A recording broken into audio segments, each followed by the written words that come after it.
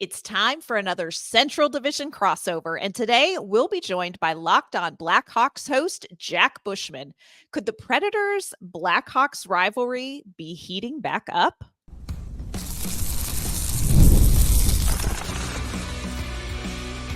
You're Locked On Predators, your daily podcast on the Nashville Predators, part of the Locked On Podcast Network, your team every day.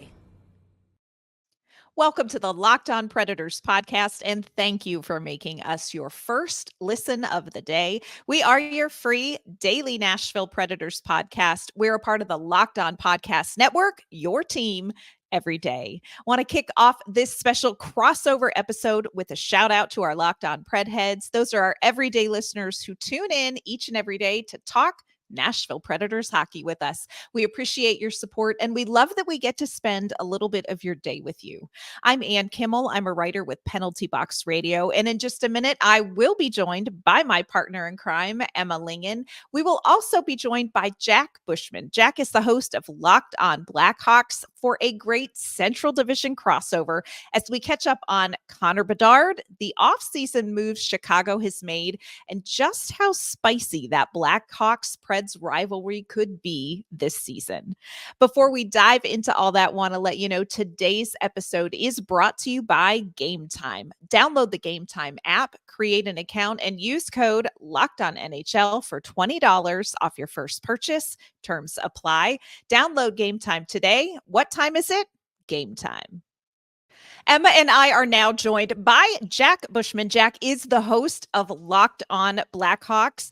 Jack is somebody who understands what it means to work a lot through the offseason because Chicago has not been doing nothing this offseason, Jack. You all have been very, very busy. Yes, it has been a lot. Ann and Emma, thank you very much for having me on the show. I can definitely relate to a little bit of a chaotic offseason, some notable signings. It's made for good content, as we were talking about before the air. So, should make for an exciting Central Division for both of our teams. I think a pretty exciting outlook as we're about to get into here, I'm sure, in just a second. Absolutely. Okay, I want to kick it off with probably the question that you get a lot when you do crossovers, and that is, we want to talk first about Connor Bedard. Of course. Darling Connor Bedard, drafted here in Nashville. Emma and I were there, got to see it, which was really amazing. Had a really good first season, of course, dealt with a little bit of an injury, but just overall, do you feel like he met expectations in his rookie season? And how do you see him going forward? What did you see from him, and how does that project for you? Yeah, as far as the expectation goes, maybe not hitting that point per game plateau or having as many goals necessarily as some folks were expecting in his rookie year. Maybe he didn't meet the expectations that way, but from just his play on the ice and also how he handled all the pressure and being in the spotlight. I mean, from day one of the season, even before that, I mean, basically from even prior to when he got drafted, right? It was nonstop for him. I'm sure a rookie season that was very taxing, both mentally and physically for him, as well as just, having to go through a 82 game season for the first time in his career as well.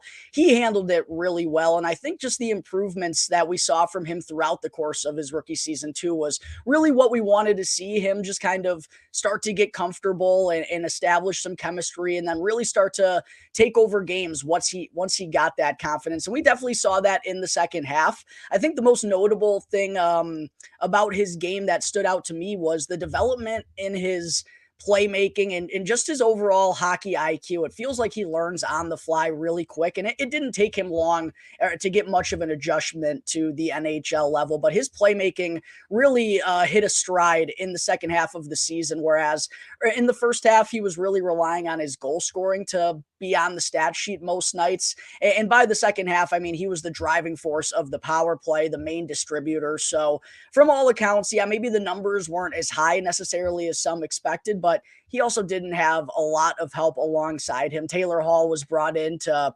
really be that top line left winger, another guy who was also drafted first overall. And I think he only wound up playing 11 games on the season because of a torn ACL. And then the Blackhawks dealt with a slew of injuries as well. The offense was the worst worst in the entire NHL. So Connor Bedard really had to do it himself. So I don't really have any complaints. And he certainly held his own out there, and I thought was very impressive. And most importantly, got better as the year went on. As far as where he goes from here and kind of what I'm looking for this season as far as hopes is just taking that next step, right? And he has some more talent alongside him now. So I think the expectations, rightfully so, are going to be for him to take that next jump.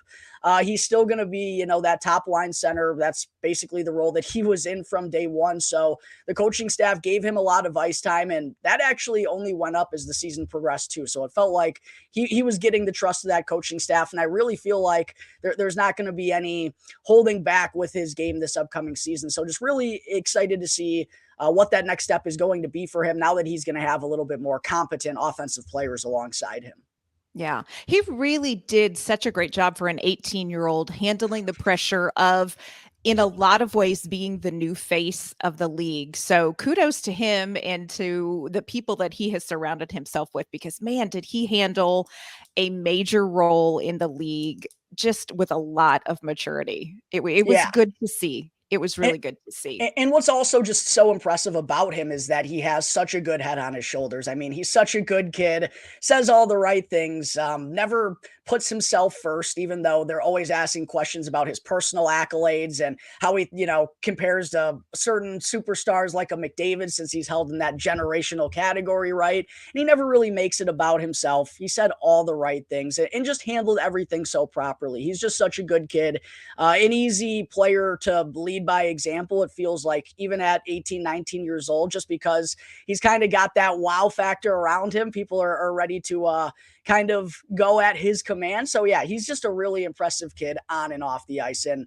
has really handled that superstar role as well as you can as an 18, 19-year-old. Talking about the offseason moves that you guys have made, one of those, I guess, old/new faces that you brought in is Teuvo Teravainen, and kind of just wanted to get your perspective on, obviously he was, a key piece of a Carolina team for a number of years after he was with the Blackhawks. But I think, obviously he's grown up a lot and he's seen his role kind of change a lot. How do you see his role on this team, and what do you where do you see him playing? I've seen kind of different projections of him being on the top line with Bedard, or maybe the second line, or where do you kind of see him slotting in? Yeah, it's going to be really interesting. It is definitely exciting to have Teuvo Teravainen back, but yeah, on paper, not exactly sure how everything is going to sort out. But quite honestly, I think that was kind of what Kyle Davidson wanted to do with this offseason from a front office perspective. He not only wanted to bring in some more talented players, but he wanted to establish some depth here and really make sure guys earn their jobs. And there's going to be battles all over this roster. I mean, fourth line, third pairing, defensemen, like there's going to be battles going on in camp. And you just kind of referenced one of them. Like there's no one really set in stone up there along with Connor Bedard. Philip Kurashev got that spot last year, but I don't know if I ever necessarily really see him being a top line player. Taylor Hall, it figures to be a good spot for him, but he's going to be coming off a torn ACL. And then Tyler Bertuzzi and, like you mentioned, Teuvo Teravainen in the mix. Regardless of where Teuvo ends up, whether it's on the first line or the second line, I firmly believe he's going to be an integral part of the Blackhawks top six, the power play unit, and also his versatility. Going back to when he first stepped onto the NHL scene with the Blackhawks, he was already trusted upon by Joel Quenneville at that time to be a penalty killer, and his versatility really paid dividends for the Carolina Hurricanes for the many of years that he played for that team. So he's going to have his fingerprints all over the Blackhawks lineup, and he's going to be used in a multitude of different ways. But yeah, going to be interesting to see if it's going to be him and Tyler Bertuzzi, if it's going to be Taylor Hall. It feels like you'd want to give someone like a Bertuzzi the opportunity with Bedard, maybe as a little bit of a protector. And, he provides that grit and sandpaper out there while also not really sacrificing offensive abilities. But yeah, it's going to be fun one way or another. And I know a lot of Blackhawks fans are excited to have Teuvo Teravainen back. So one of the things that recently went down here in Nashville, you probably heard of it, Yaroslav Askarov traded to San Jose. One of the teams that was rumored to be in on conversations about Yaroslav Askarov was the Chicago Blackhawks. And so I just kind of wanted to check in with you. Is that something that you think the Blackhawks were in conversation with? And what does goaltending look like going forward for the Blackhawks? Yeah, I think anytime there's a player of the caliber of Yaroslav Askarov on the trade block, I think you'd be, being foolish if you're not doing your due diligence. The Blackhawks actually have some pretty decent goaltending depth. They have Drew Comesso, who was a second round pick in that 2020 or actually he might have been 2019. These years all mesh together. They fly by. But regardless, he's been a highly touted Blackhawks goaltender prospect for these last couple of years. He stepped onto the AHL scene last year. And then in 2023, the Blackhawks also took the first goaltender off the board in Adam Guyan. But regardless of that, with the high ceiling that Yaroslav Askarov provides, I think the Blackhawks had to be certainly involved in those conversations. And funny enough, I remember when the Predators selected him 11th overall, the Blackhawks were involved in trade calls to try to move up. So they've probably had their eyes on him for a long time. I talked about this on my show. It was a topic of conversation, a good little headliner, and something that I think people would be interested in from a Blackhawks perspective. But I never really felt like the Predators, I felt like there were going to be a lot of suitors for Askarov, and if they could trade him out of the division so that he wouldn't torch them for years to come, that would probably be the best idea possible. So I think they were going to avoid that route. So I mentioned to my listeners, I always thought it was going to be far-fetched to land him, but I definitely expected Kyle Davidson to at least ask and give it a try because, yeah, one of the best, if not the best goaltender prospect in the entire world. So, yeah, you got to have some interest in a player like that, right? Yep, absolutely. Well, we don't anymore. That's how it goes down here. And that, of course, is not the only thing that's gone down in Nashville in this offseason. Coming up, Jack is going to turn the tables and check in on all of the busyness that's been going on this offseason in Nashville as well. Today's episode is brought to you by our friends at Game Time. If you are looking to make some of those late summer memories or attend a great fall event, you have got to check out Game Time. Game Time is the fastest and easiest way to get tickets to your favorite sports, theater, comedy, and music events. Game Time also has a new feature now called Game Time Picks that makes getting tickets for your favorite live events even easier. Game Time Picks filters out the fluff to show you only incredible deals on great seats, so you don't have to waste time searching through thousands of tickets. And hey, if you are traveling for the holiday weekend, check out Game Time's great deals in your destination city.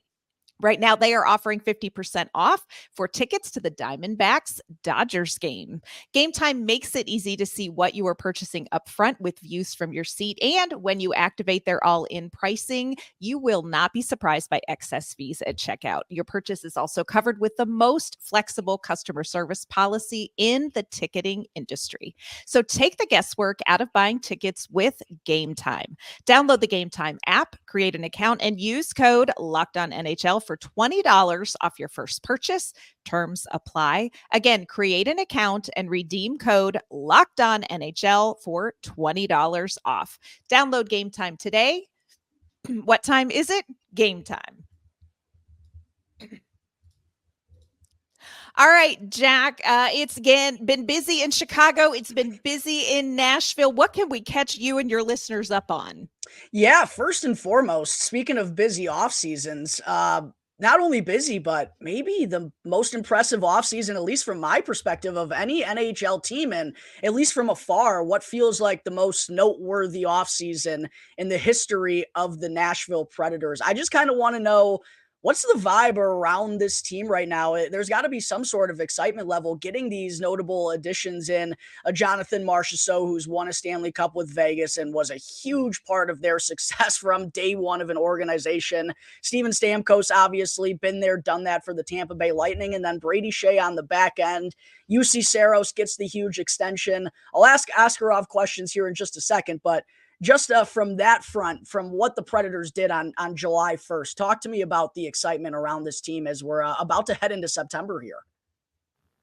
Yeah, the vibes are good here in Nashville. That's for sure. I think there's been a lot of excitement around this team, and you hit on it, but that's kind of been the general message here in Nashville, is that this is a watershed moment in the franchise history, which frankly, regardless of what comes of this, of these signings and everything, if if it results in a Stanley Cup, I mean, that's certainly the goal. But I think regardless, I think what was most important about it is that Barry Trotz going shopping on July 1st really just kind of sent this message to the fan base saying, hey, we're trying to win right now. We're done being in this mushy middle where every year we, make the playoffs and lose in the first round. And, it gets old and it gets frustrating for the fans and for the players too. And so I think, he kind of did what fans had wanted him to do, but I think that he like David Poyle was not comfortable with a full tank, and build it back up from the studs. I think there was this idea of this competitive rebuild, and understanding what he has. And you mentioned UC Saros, but also you have Philip Forsberg, you have Roman Josi. Those guys aren't getting any younger, and so kind of taking advantage of what they have now and really trying to make a run for it. Yeah, quite honestly, what I described it, or how I described it, I should say, to my listeners was like, I'm proud of the Nashville Predators. Like they went for it finally, and it was a little frustrating even as an outsider to watch the Predators be in that middling ground. And I understood it a little bit because I always try to think about the Nashville market and keeping the fans interested there by having a competitive team year in and year out. I do think there is upside to that. But at the same point in time, you're shooting yourself in the foot by not choosing to tear it down or absolutely go for it. And to see that they actually did, and really feels like moved all their chips in this basket. And like you referenced, Emma, recognizing that Philip Forsberg, he's not getting any younger. Let's take advantage of what this guy can still do and give him an opportunity that he really hasn't had, even though he's been a premier player for this organization for quite a long time. It feels like this is the best run that the Predators really have given it in their history for me. So yeah, that's how I've described it to my listeners, is like, good for you, Nashville. You finally went for it, and we're going to see how it pays out. Yeah, the good thing about this is that Barry Trotz really went bold, but he didn't leverage the future of the team. And that, I think, is what has everybody in Nashville so excited, because if Barry Trotz went all in on Stamkos and Marchessault and saying our window is the next 2 to 4 years, we have to win a Stanley Cup, and he got there by trading away top prospects and by trading away the draft capital that he has stockpiled, I think the vibe would feel a little different. I think it would be much more high pressure, much more you have to deliver in this window. But Barry Trotz was able to do this. And a lot of this is compliments to the situation that David Poyle left him with as he retired as general manager. But Barry Trotz has been able to continue to stockpile some draft capital. They also have some really interesting prospects that are playing in Milwaukee that are really fighting for an opportunity to maybe crack this roster in the next 2 to 3 years and be a part of a deep, contention run. So I think there is a lot of positivity because it hasn't been either or. Like Barry Trotz has been able to be Mr. Right and Mr. Right now with what he's done.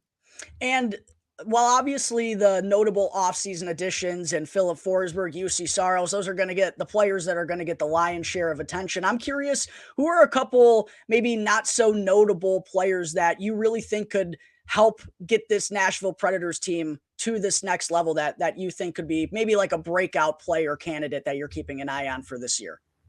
I think Emma and I would both kick it off with Luke Evangelista. Am I right? Yep.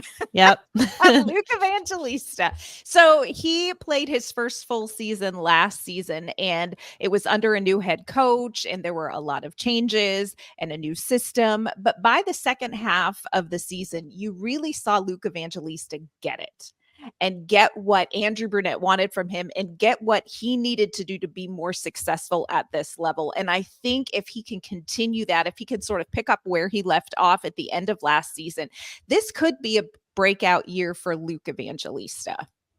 Yeah, I think part of that too, like what's going to really play a big role in that is how Andrew Brunette and the coaching staff decide to deploy all of these new assets that Barry Trotz has gotten them. Because something that we've been saying, watching Luke Evangelista over the last year and a half, saying like, man, if he could just get with a really solid playmaking center, like he is right there, and he could just, he is right there. He could just almost get it. And I think that is going to be, a big part of what we see at training camp and early in the season is, how are these new pieces going to fit into the lineup? Is Steven Stamkos going to shift back to center?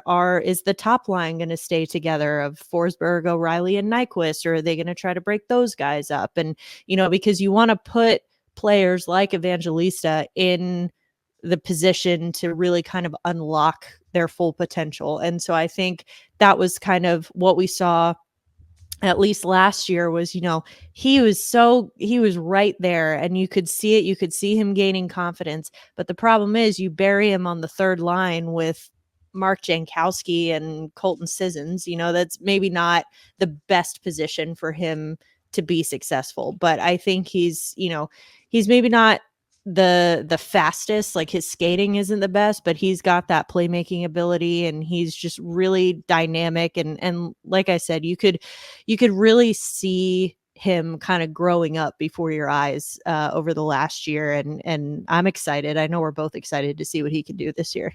Awesome. Last question I have is just about the entirety of the goaltender decisions that were made by the Nashville Predators front. Obviously giving UC Saros the 8-year deal, I believe it was, if I'm correct.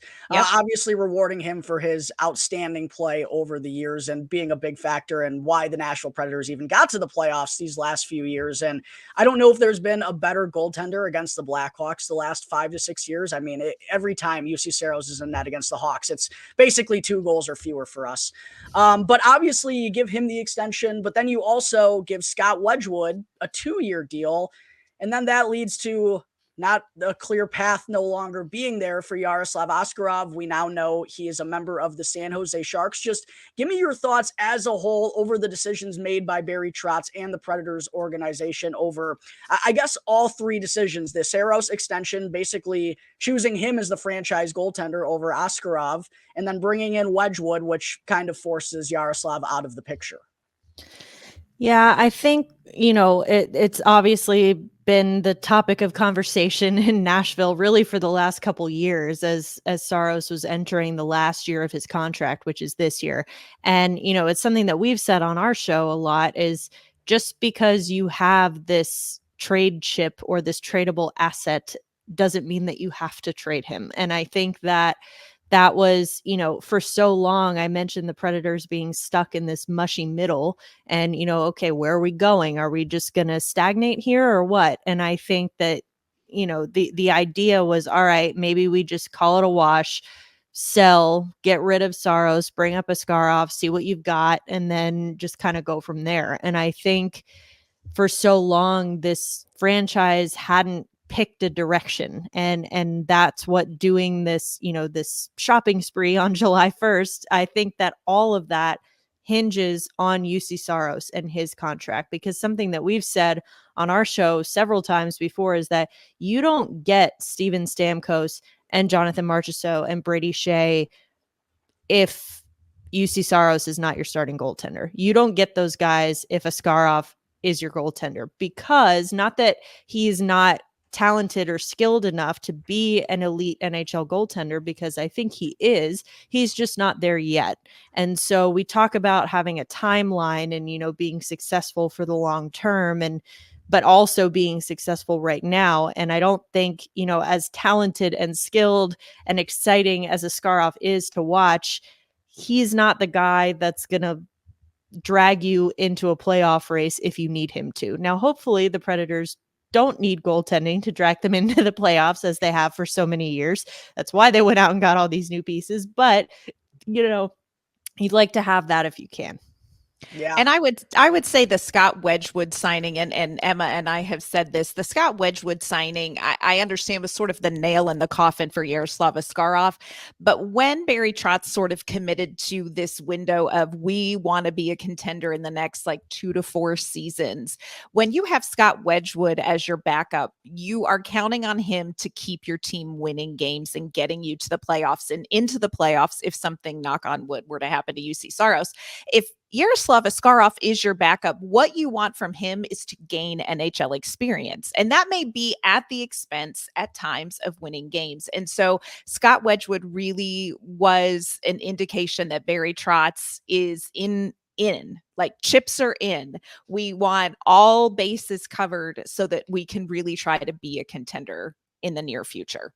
Yeah, I mean, makes sense. You know, the time is now. And while you believe in the hype behind this kid, it still is a little bit of a question mark. And you can't really bank on question marks when you know UC Saros is the real deal. So I'm sure it was a tough trade for them to make, but one ultimately they probably had to do if they want to win right now, and gets them a little bit of assets back before, you know, you wind up getting nothing down the road one day, or he sits in Milwaukee, which fortunately for all my Rockford Ice Hogs followers, they won't have to see Askarov down in Milwaukee anymore. Him and Wallstead in the Central Division have just been, I mean, killers for the minor leagues. It's been poor Ice Hogs just struggling to get the puck past those two guys.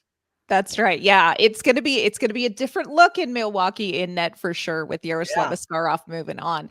Coming up, we're gonna talk about projections. What do we see happening with these two teams next season, and is the rivalry back?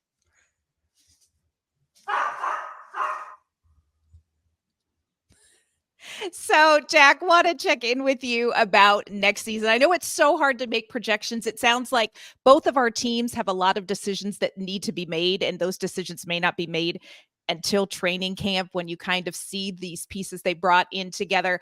But when you look ahead overall, do you see this team making improvements? Do you see the Blackhawks moving up in the Central Division? Man, I really I don't think there's any way it gets worse. And I say that knocking on wood. I've done that time and time again throughout the course of the summer, but just based on the additions that they brought in, if they're healthy, there's no way they don't take that next step. I mean, bringing in veterans like TJ Brody, Alec Martinez to really shore things up on the defensive side of things, and also just be good veteran leaders to all the young defensemen the Blackhawks have in their pipelines right now that are starting to step onto the pro scene.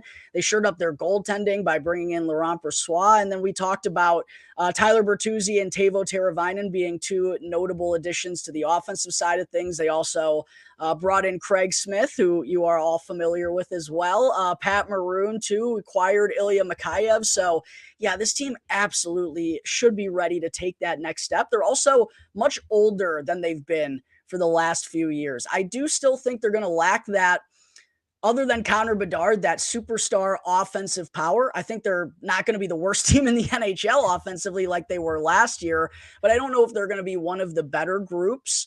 But I do expect them to be very tough to play against. I mean, it's a veteran bunch. Nick Foligno, Tyler Bertuzzi, Alec Martinez on the back end with Seth Jones, Connor Murphy. There's a lot of big bodies for the Blackhawks, and it feels like we have a good 1A, 1B situation in net for the first time in a couple of years. So, yeah, I'm excited to see this team, again, knock on wood, hopefully take that next step.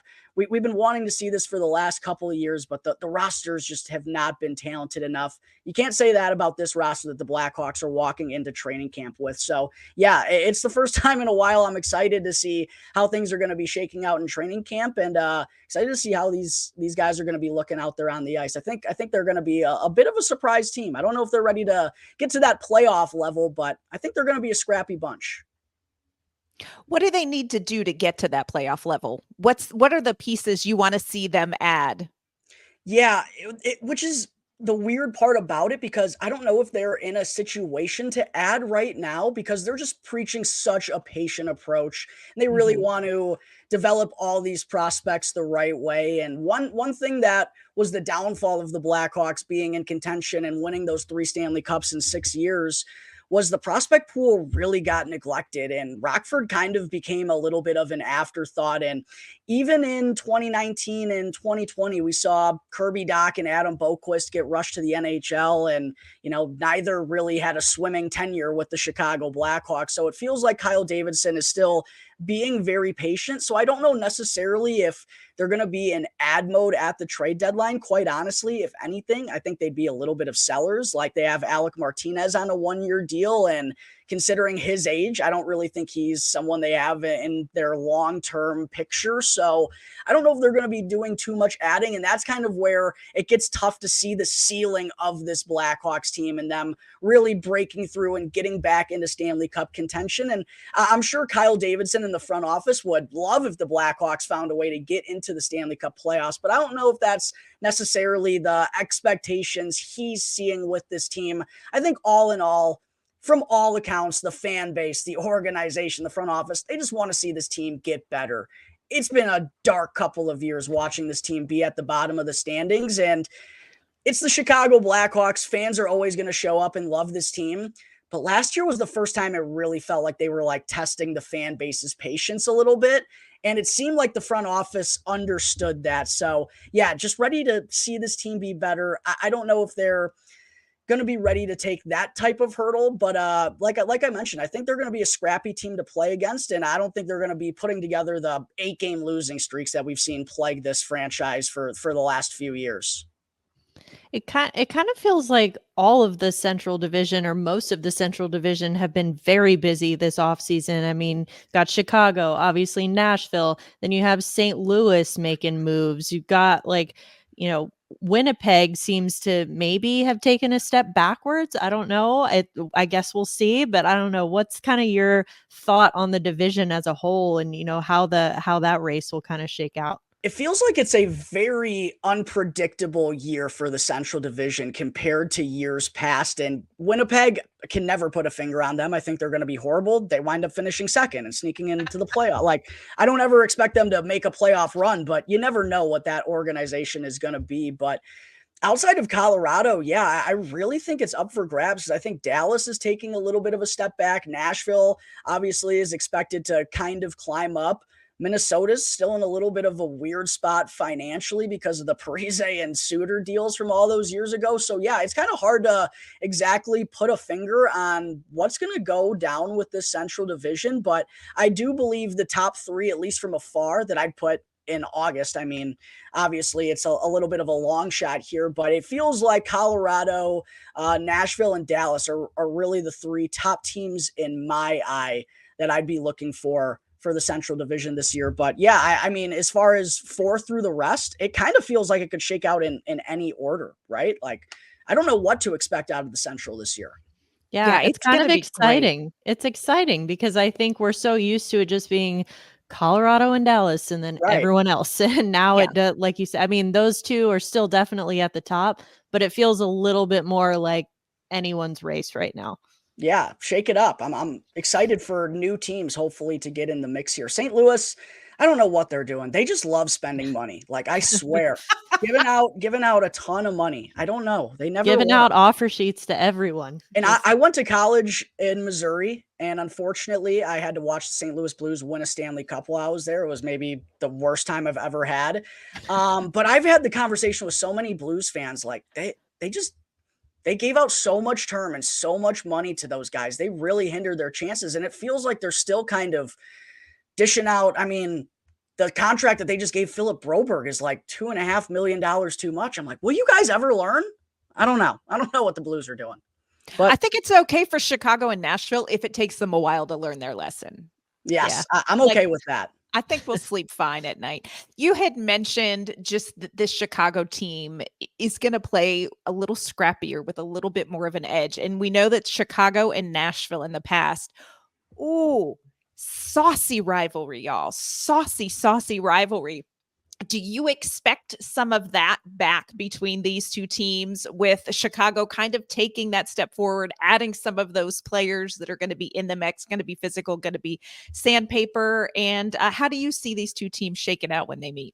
Yeah, I would love it. It feels like the Blackhawks haven't had a rival with anyone in so long because they've been so bad. But yeah, Nashville, when I was growing up and really fell in love with the Blackhawks, some great playoff battles between those two teams. Same with the Hawks and the Minnesota Wild. I would love to see this rivalry kind of get rekindled here. And funny enough, I have a couple of good buddies in Nashville, and I was just looking at the schedule a couple of days ago. Blackhawks don't play the Predators until 2025, I believe. Oddly enough, is their first meeting, if I saw things correctly. But the Hawks are in Nashville on March 8th, Saturday, March 8th. My birthday is March 11th.